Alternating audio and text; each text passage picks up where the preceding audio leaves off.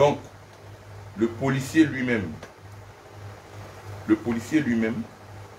avait dit, ah, je ne sais pas quoi faire parce que la dame avait dit qu'elle allait payer, mais elle n'a pas payé. Je vous donne raison. J'ai dit, ok, il n'y a pas de problème. On continue encore à appeler la dame. On passe au plateau. Rita, elle passe au plateau. Elle passe au plateau. Il n'y a pas de suite. Juste en 2020. En 2020,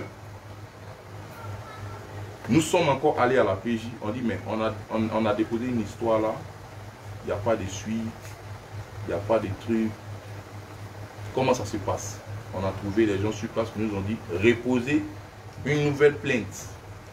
Nous avons reposé une nouvelle plainte en 2020. Cette plainte-là, c'est la plainte-là que vous voyez sur les réseaux sociaux. Elle a été posée en 2020. Ok, pas de souci. Mais on sait tous que, comment il s'appelle, Safarel, que pour ce genre d'opération immobilière, on a recours à un notaire. Pourquoi ne pas avoir eu recours à un notaire? Mais comme je viens de vous le dire, d'abord, vous savez, quand quelqu'un a l'habitude de faire ce genre de choses, la personne a les secrets de sa marmaille ou je ne sais pas quoi. D'abord, moi, je suis parti sur la base de la confiance. Parce qu'elle m'a été présentée par ma pote et elle et nous, on a eu plusieurs fois parlé au téléphone. Oui, mais au-delà de la confiance, la loi dit qu'il faut avoir accès, ou du moins contacter un notaire pour ce genre de transactions immobilières. Ça, c'est ce que dit la loi pour qu'il ait son pourcentage là-dessus. Ça n'a rien à voir avec une question de confiance. Même quand on a confiance en une personne, c'est ce qu'on fait. Ok. Nous, je vous explique. Nous, elle nous a dit qu'elle allait payer un notaire. Elle avait déjà payé un notaire, je ne sais pas, à hauteur de peut-être 1 million, un truc comme ça.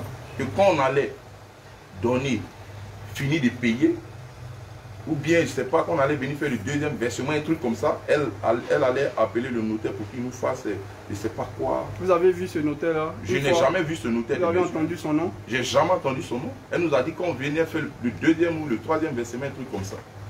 C'est ce qu'elle nous a dit. Et moi, je suis parti sur la base de la confiance. Ça arrive à tout le monde. En toute chose, il y a une première fois. En toute chose, il y a une première fois. Et tout le monde ici sur la terre est parti un jour quelque part sur la base d'une confiance et a été déçu. Donc, moi, je pense que c'est mon cas. Et la dame nous a dit qu'elle allait déjà prendre un notaire pour les papiers. Parce que c'est la maman de ma pote. Parlant de votre pote, oui. Elle a connaissance de cette histoire, je suppose. Elle a connaissance de cette histoire. Et c'est quoi sa réaction? Sa réaction, elle ne m'appelle pas depuis 3 ans. Elle est où? Comme sa mère ici? Elle est en Côte d'Ivoire. Sa mère est en Côte d'Ivoire. Elle a son fils qui fréquente ici. Elle a un autre qui fréquente aux États-Unis. Donc pour vous, elle est complice de sa maman, puisqu'elle ne vous appelle pas? Ben, moi, je ne sais pas quoi dire, mais ça laisse entendre. Et aujourd'hui, la plainte est où? La plainte, ben, elle est nulle part. Parce que je suis passé à la PJ, je suis passé à la gendarmerie, je suis passé partout. Il y a même un soir transmis contre elle. Je suis passé à la gendarmerie, à la brigade de recherche. Je suis passé à la PJ, rien. Voilà, je suis passé un peu partout, rien. Je sais qu'en âme et conscience, on doit prendre un notaire pour gérer ce genre de choses. Mais je suis parti sur la base de la confiance. Et comme je vous l'ai dit, ça arrive à tout le monde. En toute chose, il y a une première fois. Ce n'est pas une raison. Ok, vous avez parlé d'une société immobilière. Vous avez le nom? Oui. C'est quoi le nom de la société? Bon, je ne peux pas trop c'est un peu compliqué le nom, mais bon. Je peux montrer le truc. Je peux montrer le logo et tout. Je peux montrer le logo. J'ai des captures ici. Je ne sais pas comment on appelle ça déjà.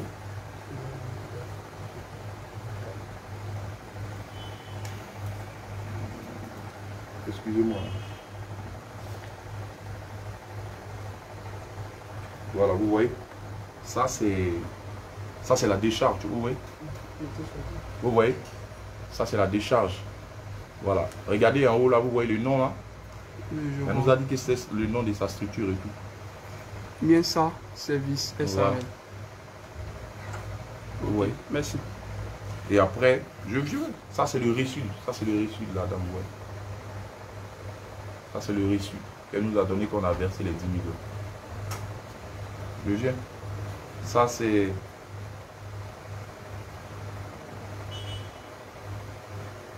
Je viens, je vous montre le soir transmis vite fait.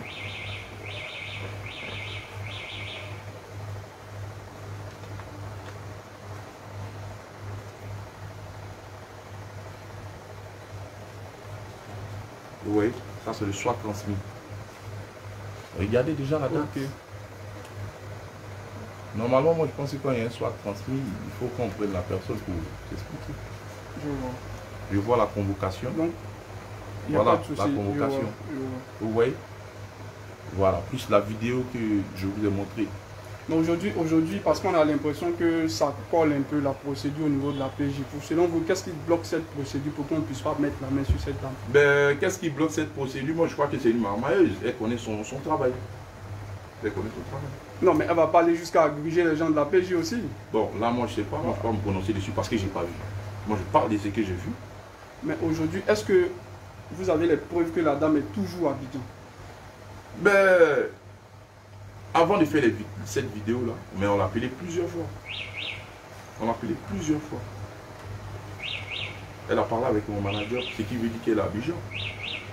Aujourd'hui, s'il n'y avait pas eu l'intelligence de dire à mon gros bras, tiens, pendant que je donne l'argent, on ne sait jamais, file, aujourd'hui, ça allait être un non-lieu.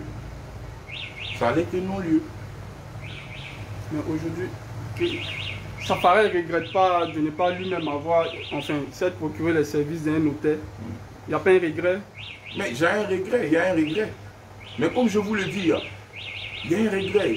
C'est normal qu'il y ait un regret, il y a un regret. Est-ce que c'était la première fois que tu voulais acheter une maison? Ben ouais, c'était la Tu première n'avais fois. jamais acheté de maison? Ouais, moi-même, j'avais jamais acheté. Tu vois. Sinon, je sais qu'on doit passer par un notaire. J'ai des bons vieux pères qui sont notaires, tu vois. Après, je passe souvent par des sociétés immobilières, tu vois. Voilà. Genre peut-être Sipoji ou bien Sogefia, ou bien ça dépend. Je prends des exemples bêtes pour faire. Donc c'est un peu ça. Mais cette fois-ci, c'est quelqu'un qui m'a présenté quelqu'un de là à là. Donc c'est un abus de confiance. C'est ça, c'est un abus de confiance. C'est ce que je suis en train de dire depuis hier, en fait. Hier, tellement j'étais choqué, il y a beaucoup de choses que je n'ai pas pu dire. C'est un abus de confiance. Parce que sa fille m'a présenté sa mère, me fait croire que sa maman vend des maisons. Et moi, comme j'avais de la liquidité, je dis bon ok, il n'y a pas de problème comme c'est ta mère. Je vois, j'ai mis 2 ou 3 mois comme ça à bien connaître la vieille. Allô, comment ça va et tout. Elle m'appelle souvent. Moi, je trouvais comme une maman bien gentille. Elle ne pouvait pas me faire ça. Sinon, après, moi, je vais engager un notaire. Si je pensais vraiment, je ne savais pas qu'on devait engager un notaire, mais je n'allais même pas filmer. Parce que moi, j'ai trouvé ça bizarre. Moi, nous, on lui a dit, on envoie un notaire et tout. Elle nous a dit non, qu'elle peut gérer ça. Elle va gérer le gars, elle va lui donner de l'argent. Parce qu'apparemment, les notaires, on leur donne l'argent. Elle a dit qu'elle a déjà donné l'argent au notaire. Et quand on va finir de payer, ou bien on va donner la 3e partie, un truc comme ça, et le gars, il va envoyer les papiers et tout, et puis ça sera bon. Nous, on lui a dit, ok, il n'y a pas de problème, mais au moins, on vous donne une somme, une décharge quand même. Donc, on a fait la décharge que je vous ai montrée. Ok, il n'y a pas de problème, on a compris. En tout cas, merci déjà. C'est quoi votre mot de fin? Ben, mon mot de fin... Qu'est-ce que vous voulez que les Ivoiriens retiennent, les autorités? Quel est l'appel que tu veux lancer? L'appel que je vais lancer, j'ai déjà lancé l'appel hier. J'ai lancé un appel à maman Dominique Ouattara. J'ai lancé un appel au père Ahmed Bakayoko, au DG de la police et au procureur Adou. Il faut que justice soit faite. Est-ce que vous voyez? Voilà. Si je cite ici la première dame, c'est parce que c'est ma marraine. C'est une maman qui est très gentille, qui aime bien mon affaire. Donc, le père Ahmed Bakayoko, s'il est cité ici, c'est parce que voilà, c'est des gens qui aident beaucoup les artistes. Donc, moi, je lance un appel aux autorités compétentes de ce pays. Il faut qu'ils essaient d'essayer de nous aider quand même. Parce que voilà, comme je vous l'ai dit, ces enfants-là, il y a beaucoup d'orphelins dedans. Et c'est très important pour moi de vraiment leur faire un petit cadeau. Voilà, pour qu'on puisse être ensemble. Au moins, il sait qu'il est là, il ne va pas, c'est pas chez quelqu'un, c'est chez lui. Donc moi, je lance un appel aux autorités compétentes. De vraiment nous aider.